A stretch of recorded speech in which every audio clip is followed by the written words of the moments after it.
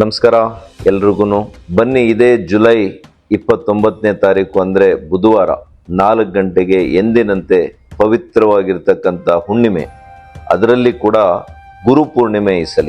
ಇವತ್ತು ಭೋಗ ನಂದೀಶ್ವರನ ದೇವಸ್ಥಾನದಲ್ಲಿ ನಂದಿಯಲ್ಲಿ ನಾವು ಪರಿಕ್ರಮವನ್ನು ನಾವು ಯಾವ ರೀತಿ ಕಳೆದ 6 ತಿಂಗಳಿಂದ ಮಾಡ್ತಾ ಇದ್ದೇವೆ, ನಾಳೆ ಗುರುಪೂರ್ಣಿಮೆ ದಿವಸ ಮಾಡುವಂಥದ್ದು ಮತ್ತಷ್ಟು ವಿಶೇಷವಾಗಿರ್ತಕ್ಕಂಥ ಆಧ್ಯಾತ್ಮಿಕವಾಗಿರ್ತಕ್ಕಂಥ ಶಕ್ತಿ ಮತ್ತು ಆರೋಗ್ಯಕ್ಕೆ ಕೂಡ ಬಹಳಷ್ಟು ಒಳ್ಳೆ ರೀತಿಯಲ್ಲಿ ನಿಮಗೆ ಆಗ್ತದೆ. ಇವತ್ತು ಅನೇಕರು ಕಳೆದ 6 ತಿಂಗಳಲ್ಲಿ ಯಾರೆಲ್ಲ ಪರಿಕ್ರಮವನ್ನು ಮಾಡಿದ್ದಾರೆ ಅವರು ನನಗೆ ಹೇಳಿದ್ದಾರೆ, ಆರೋಗ್ಯವಾಗಿ, ಇವತ್ತು ದೈಹಿಕವಾಗಿ, ಮಾನಸಿಕ ಚೈತನ್ಯ, ಮಾನಸಿಕ ಸ್ಥೈರ್ಯ ಮತ್ತು ಅವರು ಮಾಡತಕ್ಕಂಥ ಅನೇಕ ವೃತ್ತಿ ಬದುಕಿನಲ್ಲಿ ಬಹಳಷ್ಟು ಅವರಿಗೆ ಉನ್ನತಿಯನ್ನು ಕಂಡು ಬಂದಿರುವಂಥದ್ದು.